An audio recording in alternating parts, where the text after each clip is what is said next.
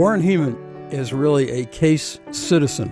He did the one thing that I always admired and never was able to replicate in any way. He was able to head the advancement efforts of three very, very fine American institutions, while at the same time he was a leader of his own profession as a volunteer. And I always tip my hat to him for being able to do so.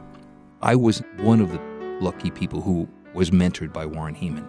Warren and I began working together when he hired me at William & Mary in August of 1977 during William & Mary's first campaign. This was my first development job, and Warren took a chance on me. I was down there living by myself, and the memories of watching Baltimore Colts football and eating she crab soup that Ellen Heemann made for me is one of the warmest memories of my life. There are characteristics that come together in Warren's person that make him a truly remarkable individual in his profession. He is, at first brush, a courteous, warm, laid-back, and delightful Southerner. He would take me to lunch, and I thought it was my boss taking me to lunch. What I realized years later, he was a teacher the entire time. He was teaching me the basic principles that he wanted me to remember and learn about philanthropy. And don't mistake that courteous, gentle nature for any lack of commitment to what he believes was right. And when he wanted me to do something, if I didn't respond very well, he didn't change his voice or his demeanor, but he would say, "Bill, I want to urge you to go see more prospects." And that meant you got to get up off your tail and go do it today. He was a trustee. He was also the board chairman. He was the father of the case management standards. Warren was a driving force in getting them done, and now they're in their fourth edition. I think he tested himself at every level, whether it was at William & Mary, at Georgia Tech, University of Chicago, or as a consultant in the field. He has always tried to find ways of making the profession better. Warren and I were at a meeting about putting an office in Europe, and he turned to me and he said, "You must do it."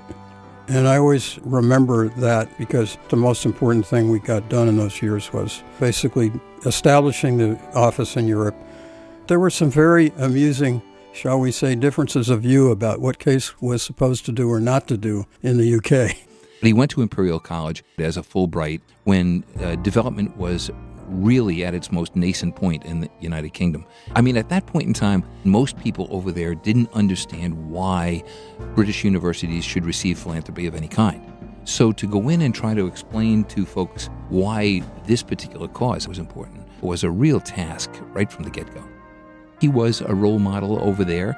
He had the right temperament to work with the Brits early on because he wasn't an aggressive, pushy American, but he had a sense of humor. He was a person who guided them and pushed them to be better at what they did all the time. And I think that his commitment to Case over the years is indicative of the inspiration and the education that he provided to others.